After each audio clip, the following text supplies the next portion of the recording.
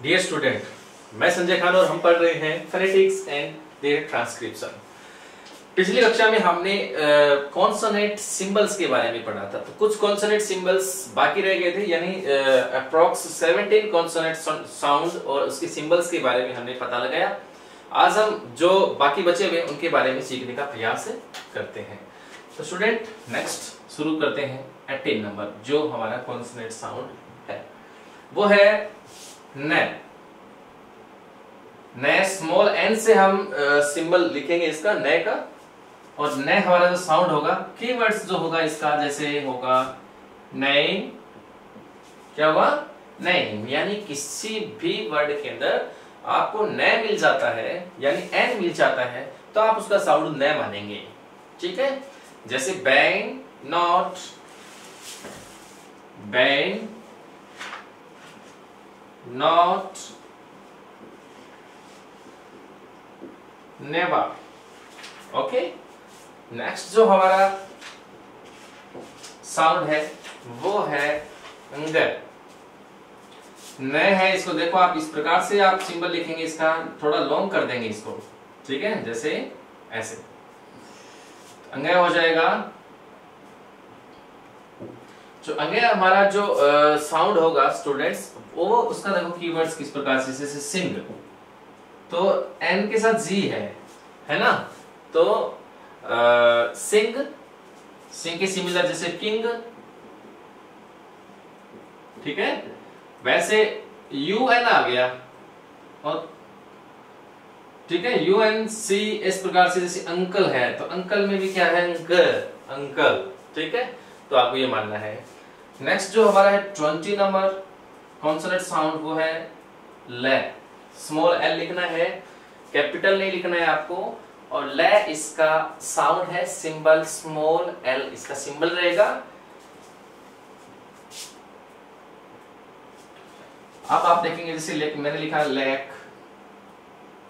ठीक है लेक, वैसे लिखा लॉन, वैसे लिखा लाइट। यानी एल अगर आपको किसी भी वर्ड के अंदर एल लेटर आपको मिल जाता है तो बेसिकली उसका जो स्पेस साउंड होता है, साउंड होता है, वो ले होता है, स्मॉल लेटर उसका सिंबल होता है। 21 नेक्स्ट जो है वो है red, R, small R, capital R sound symbol नहीं है इसका, तो आर स्मॉल आर है, रे इसका साउंड है रे। ठीक है, और जैसे रेड,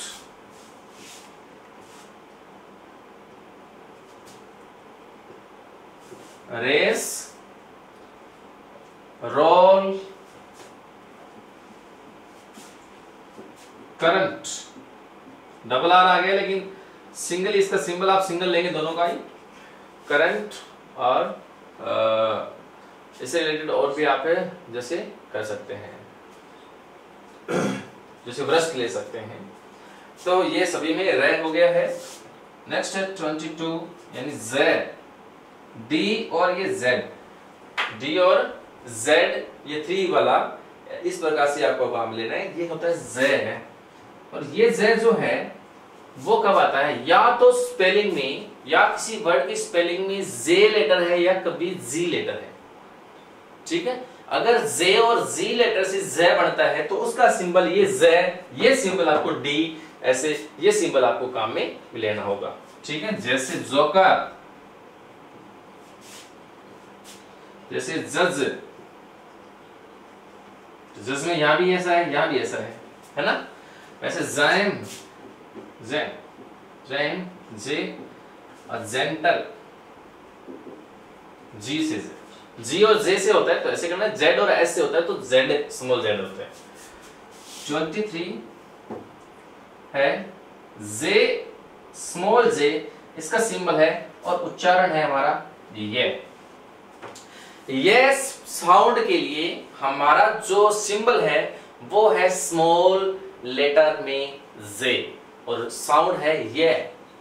ओके, जैसे यस, तो यस के लिए यानी वाई के लिए यहाँ पे वाई सिंबल नहीं है, जे सिंबल है, स्मॉल जे। यस, येलो, और यस्टरडे,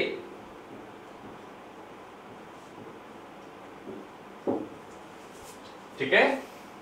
लास्ट हमारा कॉन्सोनेंट साउंड है वो है 24 यानी वे। क्या है वे? अब आप ऐसे सोच रहे होंगे कि हमने पिछली क्लास में भी वे स्पीच साउंड को देखा होगा, लेकिन इस वे में उस वे में थोड़ा डिफरेंट है। वो ये है कि आपने उस वे के अंदर आपने देखा होगा कि स्पेलिंग के अंदर वी लेटर आ रहा था, और जहां वी लेटर होता है तो वी वाला साउंड आपको काम में लेना है। और अगर वी के अलावा कोई ऐसे लेटर है जिनका साउंड है वो वे निकल रहा है, तब आप डब्ल्यू साउंड को मान लेंगे। डब्ल्यू साउंड को, जैसे वेस्ट तो डब्ल्यू है, जैसे वॉच, ठीक है, क्विक, तो क्विक यू आई से यहां पे वे बना है, क्विक बना है, ठीक है। रिवॉर्ड, रिवॉर्ड तो डब्ल्यू। तो स्टूडेंट ये हमारे हैं टोटल 24 कॉन्सोनेंट साउंड, ठीक है, और उसके सिंबल। आप इन कॉन्सोनेंट के सिंबल्स को बहुत अच्छे तरीके से याद रखेंगे। अगर आपने कॉन्सोनेंट और वोवल के सिंबल को अच्छे तरीके से सीख लिया है तो ये मानिए आपका 50% काम आपने सॉल्व कर लिया है, ठीक है। अब इनका साउंड देखेंगे और कीवर्ड्स जो है, जो ये कीवर्ड्स लिखी हुए हैं, ये आपके लिए 100% हेल्पफुल है। कीवर्ड्स को आप मैच करेंगे जो मैंने आपको बताया है, स्लो करके आप वीडियो को देखेंगे और आप एनालिसिस करेंगे इस चीज पे कि मैंने जो बताया है उस हिसाब से अगर आ जाता है वैसे आप करेंगे तो आपके लिए ट्रांसक्रिप्शन तक पहुंचना का एक बहुत अच्छा वे आपको मिल जाता है, ठीक है। नेक्स्ट हम पढ़ते हैं इन्हीं कॉन्सोनेंट से रिलेटेड एक हमारा सबसे महत्वपूर्ण चीज है ट्रांसक्रिप्शन। जब हम करेंगे, जब हम वर्ड का ट्रांसक्रिप्शन करेंगे स्टूडेंट, तो सबसे इंपॉर्टेंट चीज है हमारे लिए कॉन्सोनेंट से related consonant cluster. Consonant cluster के बारे में जानकारी होने से हमें ये मान के चलिए कि जो हमने 50% सिंबल्स को याद करके जो काम हमने आसान कर लिया है वो हम 20% और कर लेंगे, यानी बहुत ही इजी सा रास्ता मिल जाएगा ट्रांसक्रिप्शन तक पहुंचने का, ठीक है। और दूसरा एक अच्छी चीज ये है कि इससे रिलेटेड एक डायरेक्ट डेफिनेशन जो हमारे सामने एग्जाम में पूछी जाती है उनका आंसर भी हम अच्छे तरीके से प्रोवाइड कर सकते हैं। कॉन्सोनेंट क्लस्टर,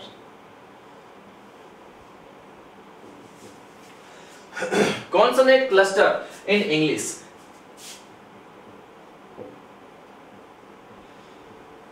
सबसे पहले मैं इसके नाम को आपके सामने डिफाइन करना चाहता हूं कि क्लस्टर क्या चीज है।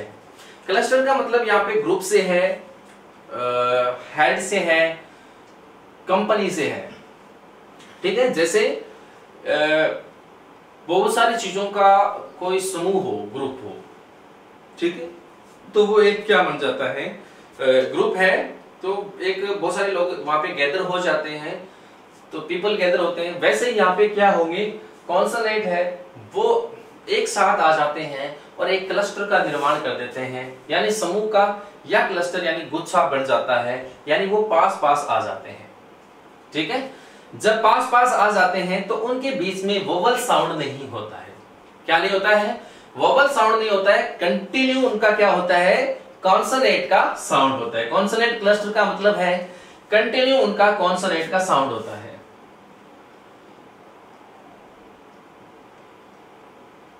कंटिन्यू कॉन्सोनेंट साउंड, एक कॉन्सोनेंट साउंड कंटिन्यूड रहता है ताकि वोवल साउंड को वहां पे नहीं काम में लिया जाता है। तो ये एक इजी है हमारे लिए कॉन्सोनेंट क्लस्टर को जानना। जब हम कॉन्सोनेंट क्लस्टर को जान लेंगे, उनको प्रयास कर लेंगे कि कंटिन्यूड जो कॉन्सोनेंट साउंड आ रहे हैं उससे हमें एक इजी हो जाएगा। क्योंकि एग्जाम में हमने जब हम ट्रांसक्रिप्शन क्रिएट करते हैं स्टूडेंट, तो सबसे डिफिकल्ट जो हम जिस चीज को मानते हैं वो होता है उसका ट्रांसक्रिप्शन होता है। क्योंकि कई वर्ड्स ऐसे होते हैं जिनको हम गैस करते हैं कि इनका प्रोनाउंसिएशन किस हिसाब से होगा, तो वो थोड़ा सा हमारे लिए डिफिकल्ट रहता है। इसके लिए ये जो है वो हमारे लिए बहुत ही उपयोगी है। तो कॉन्सोनेंट क्लस्टर क्या है, देखिए, दो या दो से अधिक जब कॉन्सोनेंट्स है वो एक सीक्वेंस में हो, एक क्रम में हो, ठीक है। ए sequence of two and more consonants, दो या दो से अधिक consonants at the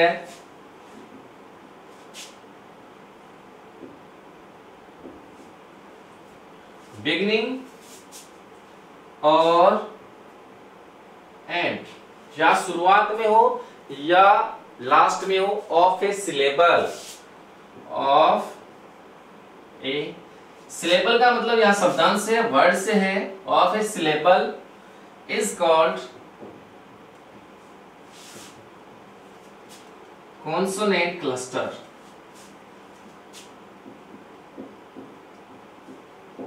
क्या कहलाता है? कॉन्सोनेंट क्लस्टर कहलाता है।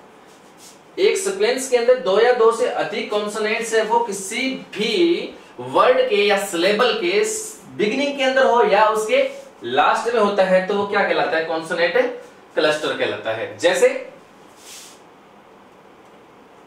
आप देखेंगे एज प्ले, तो आप देखेंगे यहां पे लेटर की बात नहीं होगी स्टूडेंट्स, यहां पे बात होगी साउंड की, क्योंकि हम स्पीच साउंड पढ़ रहे हैं, तो साउंड की बात होगी। तो देखेंगे प्ले, तो पे, और पे की जस्ट बाद में क्या है? ले, है ना, प्ले। वैसे ही ब्लू, बैग, ले, ब्लू। ड्रिंक,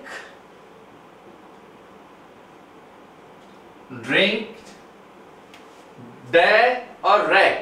आपको डी और आर नहीं बोलना है, डे और रे, क्योंकि इसका साउंड क्या है? डे रे, ठीक है।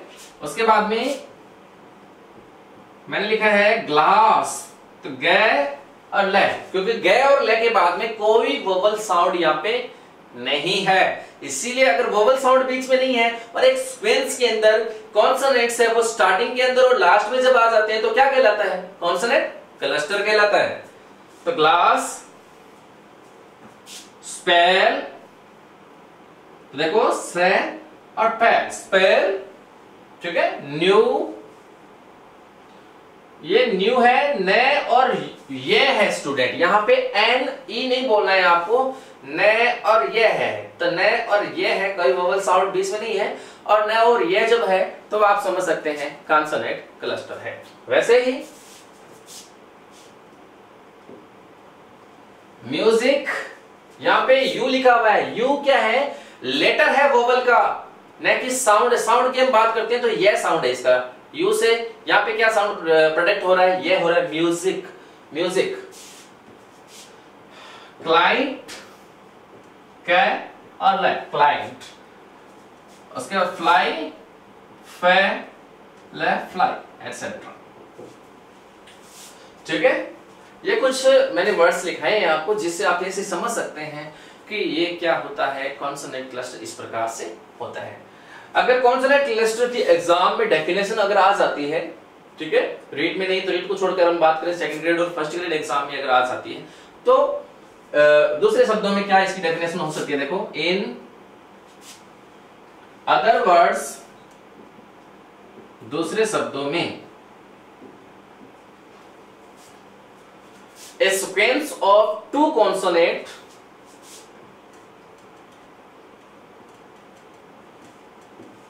a sequence of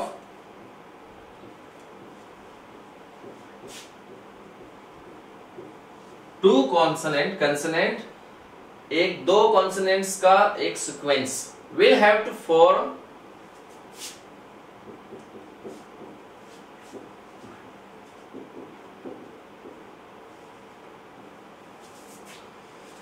part of the same syllable.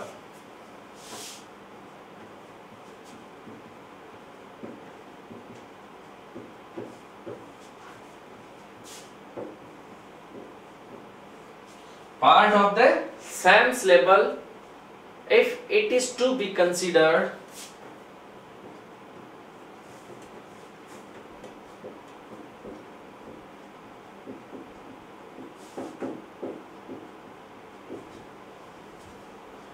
एक कॉन्सोनेंट क्लस्टर।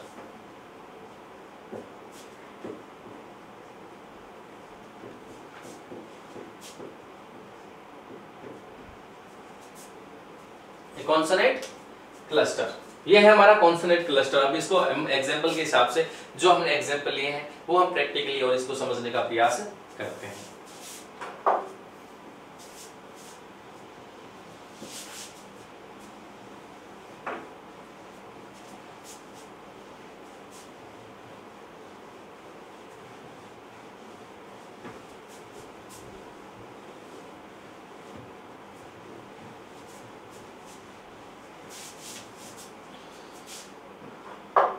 अब देखिए कैसे हमने सीक्वेंस लिया, जैसे हमने कोई एक वर्ड ले लेते हैं ब्लू, ठीक है।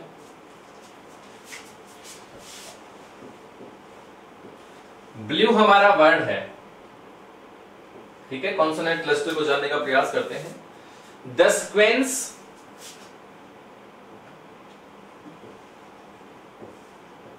बे और ले है कि नहीं है, बे और ले सीक्वेंस है, ठीक है। इन द वर्ड, कौन से वर्ड में, ब्लू में, तो ये हमारा क्या है, एक कॉन्सोनेंट क्लस्टर है। ये हमारा क्या है, कॉन्सोनेंट क्लस्टर। जब हम कॉन्सोनेंट क्लस्टर की बात कर रहे हैं वो ये हमारा कॉन्सोनेंट क्लस्टर है।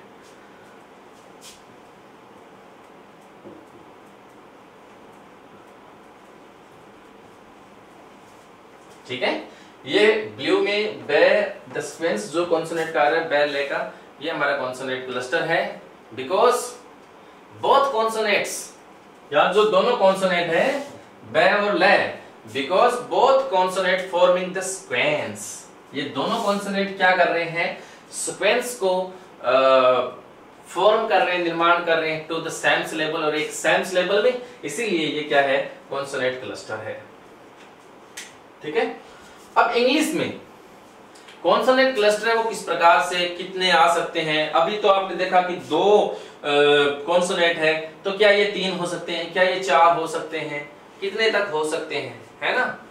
तो ये अब जानने का प्रयास करते हैं। तो देखिए आप,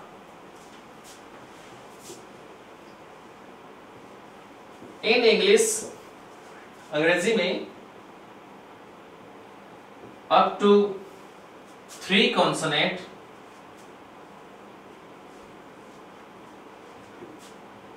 अधिकतम कितने, 3 कॉन्सोनेंट कैन बिगिन, शुरुआत कर सकते हैं।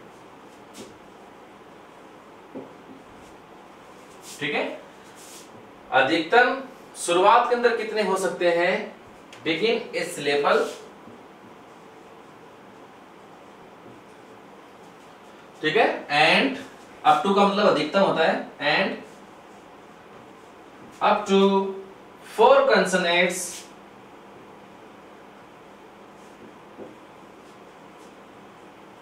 कैन एंड ए सिलेबल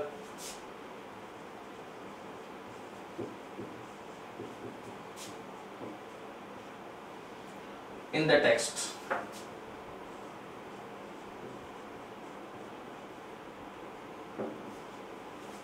ठीक है, यानी अधिकतर इंग्लिश के अंदर जब कोई वर्ड शुरू होता है तो मैक्सिमम 3 कॉन्सोनेंट हो सकते हैं एक सिलेबल के अंदर। कितने हो सकते हैं, 3। और उस वर्ड के एंड के अंदर मैक्सिमम कितने हो सकते हैं, 4। ठीक है, यानी कोई ऐसा वर्ड है, ठीक है, जिसमें 3 हो सकते हैं। जैसे मैं एक बार लिख रहा हूं, जैसे 6 लिख रहा हूं, क्या लिखा मैंने, 6 लिखा। तो 6 में आप देखो से के अस, 6 में से के से, यानी 6 का मैं एक बार ट्रांसक्रिप्शन करके दिखा रहा हूं आपको, सी के से। तो सी के से, तो इसके अंदर क्या है, से के से 3 है ना। तो ये कॉन्सोनेंट क्लस्टर है। तो इसको आप याद रखेंगे। और अब हम जो इनिशियल यानी प्रारंभिक में शुरुआत के अंदर जो कॉन्सोनेंट क्लस्टर है उसके बारे में सीखने का प्रयास करते हैं।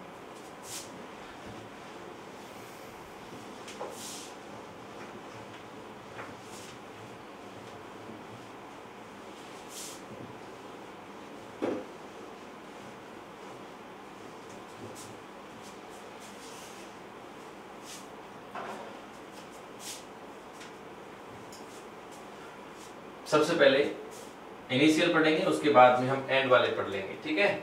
Initial consonant cluster.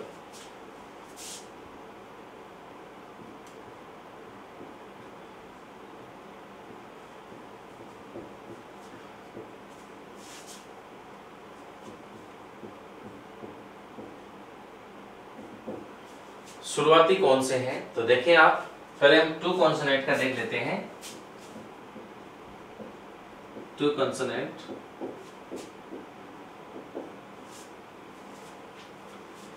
पे से, पे हमारा साउंड है, ठीक है, और पे हमारा साउंड है, और क्लस्टर बनेगा वो यहां लिखेंगे, और कीवर्ड्स यहां लिखेंगे,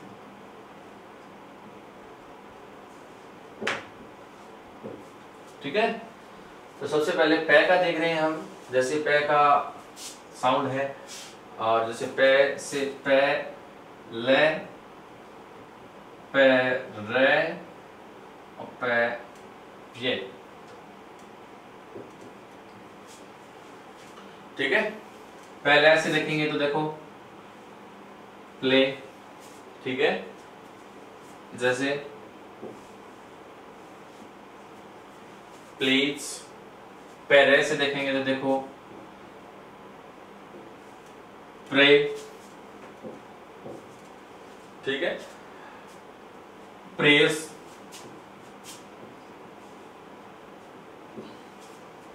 ठीक है। पे से देखेंगे तो जैसे प्योर, प्योर और प्लेनी, तो ये दोनों में, ठीक है। अब जैसे बे साउंड से देखते हैं, कौन से साउंड से, बे साउंड से देखते हैं, जैसे बे से, बे ले कॉन्सोनेंट क्लस्टर है, बे ले, और बे ले से जैसे बन गया ब्लू, बन गया ना, जैसे ब्लेस बन गया, ठीक है। इसी हिसाब से हम आगे देखते हैं बे ले, तो बे रे देख लेते हैं। बे रे से देखेंगे तो जैसे ब्रिंग,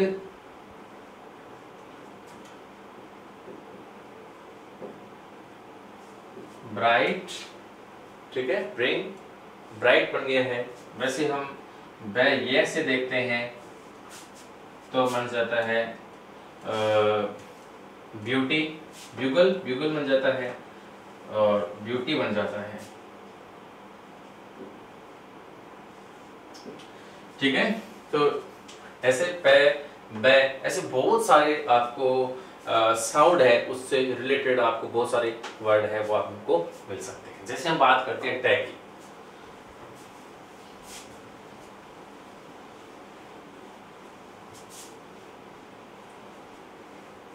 जैसे हम बात करते हैं टैग की बात करते हैं,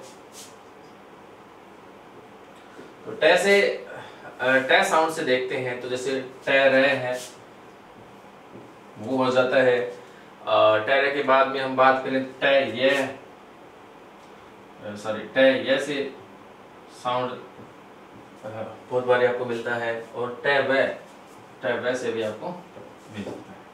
टे रे से जैसे हमारे पास है ट्रेन, जैसे है ट्रेजर, तो टे रे है दोनों में है। अब बात करते हैं टे ये से, हम बात करते हैं जैसे ट्यूटर, क्या है, ट्यूटर है। वैसे हम बात कर सकते हैं ट्यून से, बात कर सकते हैं ट्यून है, ठीक है। टे वैसे हम देखें तो ट्वाइस है, ठीक है, ट्वाइस है। वैसे जैसे 20 है, ठीक है। तो ये ऐसे हमारे इनिशियल कॉन्सोनेंट क्लस्टर 2 के है, ठीक है। अब इनकी बात की हम बात करते हैं, तो इनिशियल कॉन्सोनेंट क्लस्टर 2 है। वैसे अप टू मैक्सिमम कितना होगा, शुरुआत के बिगिनिंग की बात करते हैं तो जैसे अभी हमने 2 देखा है, 2 कॉन्सोनेंट क्लस्टर बन रहा है। वैसे हम 3 का भी सीखेंगे, फिर एंड में सीखेंगे, एंड में जैसे 2 का सीखेंगे, 3 का सीखेंगे, एंड 4 का सीखेंगे। क्योंकि लास्ट के अंदर क्या होता है कि 4 कॉन्सोनेंट क्लस्टर हो सकते हैं मैक्सिमम, ठीक है। लेकिन शुरुआत में मैक्सिमम कितने हो सकते हैं, अधिकतम 3 ही हो सकते हैं। तो स्टूडेंट ये हमारा है कॉन्सोनेंट क्लस्टर, और ये कॉन्सोनेंट क्लस्टर है अभी जो मैंने इसको बताया है इसी हिसाब से आप याद करना है इसको, ठीक है। अभी आप ऐसे सोच रहे होंगे कि एग्जाम में कॉन्सोनेंट क्लस्टर से रिलेटेड क्वेश्चन आएंगे नहीं, लेकिन ये आप याद रखना, if you will learn the consonant cluster properly, तो there would be no problem to make the word into transcription. किसी भी वर्ड का ट्रांसक्रिप्शन करने में आपको जो प्रॉब्लम फेस होगी वो आपके ये मान के चलिए कि जब आप कॉन्सोनेंट क्लस्टर सीख पाते हैं तो आपकी आपके लिए बहुत बड़ा एक एडवांटेज का काम करेगा आपके लिए। तो ये कॉन्सोनेंट क्लस्टर को आप सीरियस लेंगे, ठीक है। आई होप दैट कि आपने इस वीडियो में कॉन्सोनेंट सिंबल्स, कॉन्सोनेंट साउंड्स और उनके कीवर्ड के साथ साथ आपने कॉन्सोनेंट क्लस्टर के बारे में भी पढ़ा है। तो स्टूडेंट आप इसको सीरियस माने, हो सकता है कॉन्सोनेंट क्लस्टर से रिलेटेड क्वेश्चन आए। नेक्स्ट पढ़ेंगे हम अगली क्लास में कॉन्सोनेंट क्लस्टर से रिलेटेड और कॉन्सोनेंट को क्लासिफाई करते हुए, कॉन्सोनेंट को हम आगे क्लासिफाई करेंगे वॉइस्ड एंड वॉइसलेस में, प्लेस ऑफ आर्टिकुलेशन से और मैनर ऑफ आर्टिकुलेशन से। हम रीट परीक्षा में और सेकंड ग्रेड और फर्स्ट ग्रेड एग्जाम में आने वाले सभी प्रकार के क्वेश्चंस को इस क्लास के माध्यम से आप तक पहुंचाया जाएगा। Thank you. आप तक पहुंचाया जाएगा और आप इसको सीखने का प्रयास करें।